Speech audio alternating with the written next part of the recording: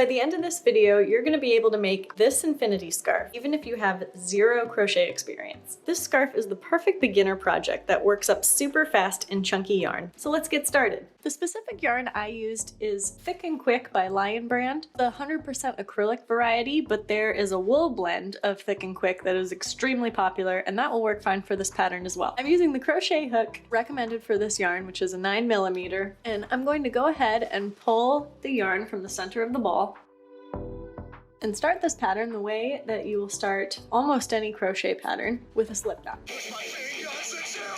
To make a slip knot, you're simply going to fold the yarn here at the end, twist it once towards you, reach down into your loop, and pull up the strand behind the twist. And you'll know it's a slip knot when it slips. Fold the yarn, twist it once towards you, reach down into your loop, and pull up a strand. And you'll place your slip knot on your crochet hook, and we'll begin the pattern with the chain stitch. You'll need to chain a length for your foundation chain. For this pattern, it is 95 chains. To do the chain stitch in crochet, holding your yarn like this with your yarn in your hand, drape it over your index finger, wrap the yarn over your hook, and pull it through that slip knot that's on your hook, and you've just chained one. The loop on your hook never counts as a stitch. Yarn over hook, chain 2, yarn over hook, chain 3. Now we just need to do this for a total of 95 chains. Something to keep in mind while you're chaining is to keep your tension on the looser side. It's very easy to have a tight tension while you're chaining as compared to when you're working your actual crochet stitches, so it may be helpful to try to be conscious of chaining loosely. Now that you have your 95 chains, we're going to join this foundation chain in the round. The most difficult thing about joining in the round is making sure that your chain is not twisted. See how there's this spine of bumps along the back of my chain? And there are these little V-shaped stitches on the front. I'll run my hand along the chain, and as I run my hand down along my chain, I make sure that the spine is always facing the left-hand side all the way to the end. That way I know it's not twisted. Then I'll bring the end up to meet the beginning with the spines facing each other. And again, I can run my hands along both strands, making sure that the spines are facing each other.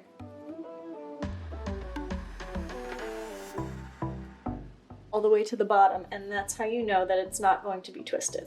Then I'm going to take this end and insert my hook into this first chain right here.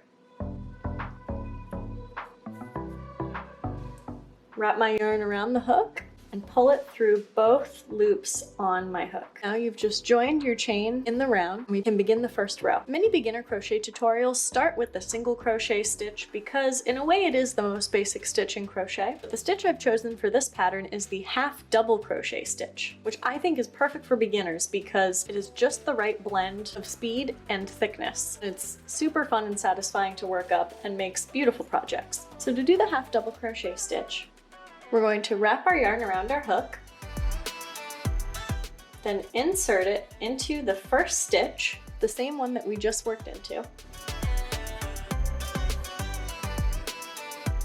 Pull up another loop through that stitch, then wrap your hook one more time and pull it through all 3 loops on your hook. And you can kind of wiggle it through there to make sure that the loop doesn't drop off your hook. And that's the half double crochet stitch. I'll show you that again. Yarn over hook, insert your hook into the next chain,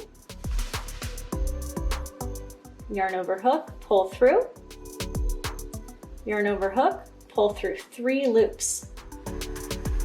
Once more, yarn over hook, insert hook into your chain stitch, yarn over hook, pull up a loop, yarn over hook, pull through all 3 loops.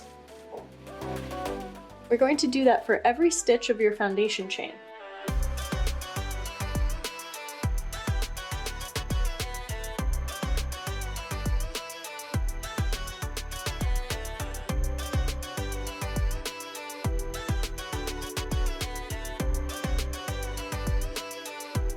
We've worked the whole first row, and we've come to the last stitch that we need to work. And I wanted to really show you how you can see that this stitch here is the last one you need to work, this little flat one. See how this one's starting to come up as if to begin the row? It's because it is.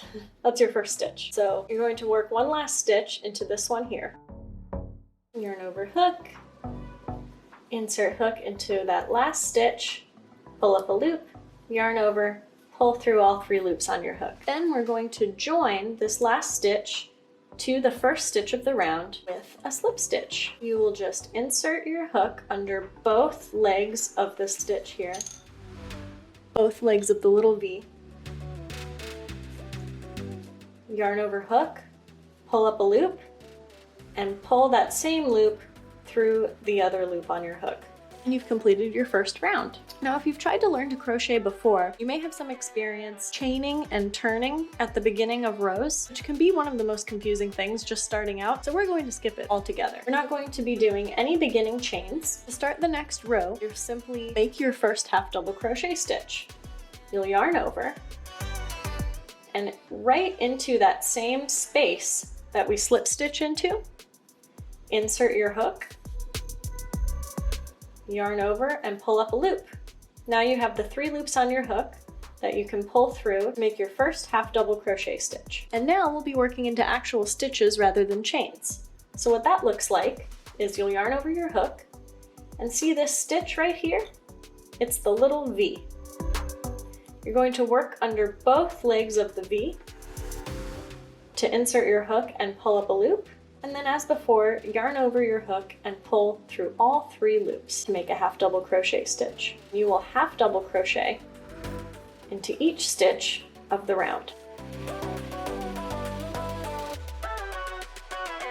You've come to the end of round 2, and just as before, you see this last flat stitch here for you to work into, and the rising stitch next to it, which is the first stitch of the round. So we will work into the last stitch,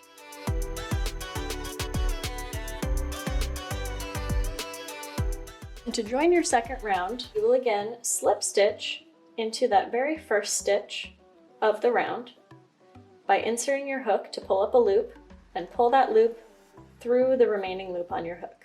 That completes round 2. For round 3, to kind of spice up this pattern, rather than working into the entire stitch, both legs of the V, we're going to just work into what is called the back loop. And that is, you guessed it, this loop here in the back. So we will be skipping the first leg of the V and working only into the back leg of the V, or the back loops. So this is what that looks like. You will yarn over hook, insert your hook into the back leg of the stitch. The first one will be kind of tight.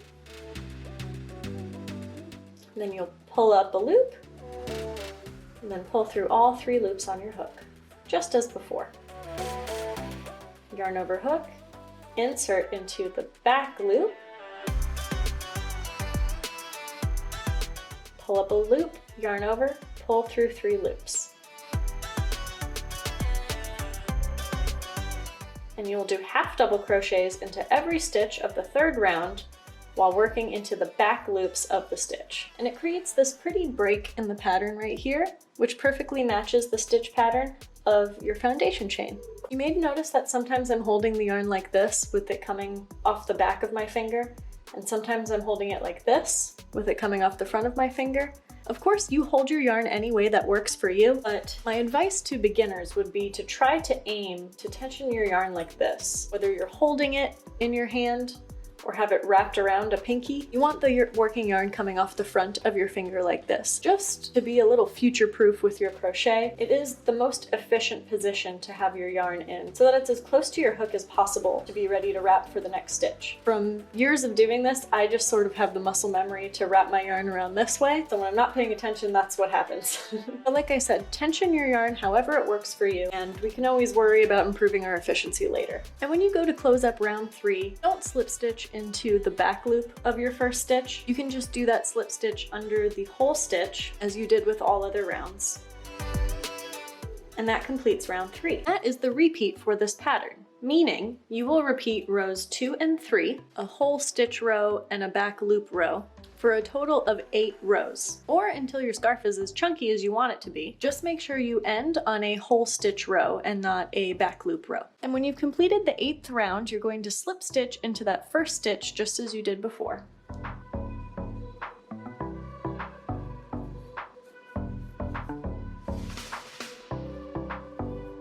Now you can cut your yarn, leave a tail about this long, a few inches, then pull that tail through the final loop, and you can pull that taut. I wanted to add a tip for counting your rows. In this pattern, between these 2 ridges, there will be 2 rows. So 1, 2, 3, 4, 5, 6, 7, 8. That's how we know we have 8 rows. I'll show you how you can weave in these little ends. This side with the ridges is the right side of our scarf, so this is the inside of the scarf. Of course, this side is really pretty too, so pick whichever side is the one you want to show, and we'll bury the yarn ends in on the other side. So you can take the original crochet hook that you used, but using a smaller crochet hook is easier. What you'll do is weave your hook into some of the stitches.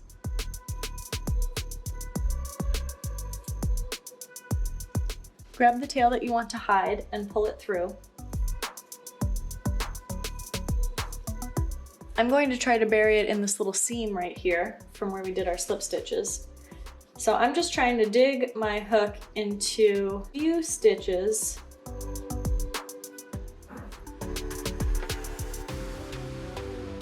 I'm aiming for the tight ones. And once you've woven your tail under a few stitches, just stretch them out so it's not all scrunched up like that, and loop around and come back the other way, like this.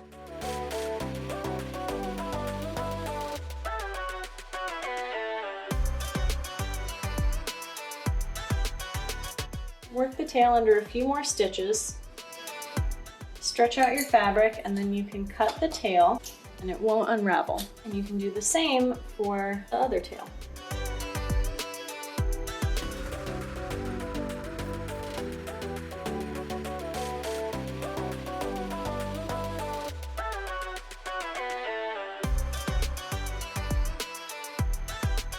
And there's your finished scarf. I'll pop a link to the written version of this pattern in the description box down below. Please subscribe so we can do more crochet projects together, and I'll see you next time. Bye!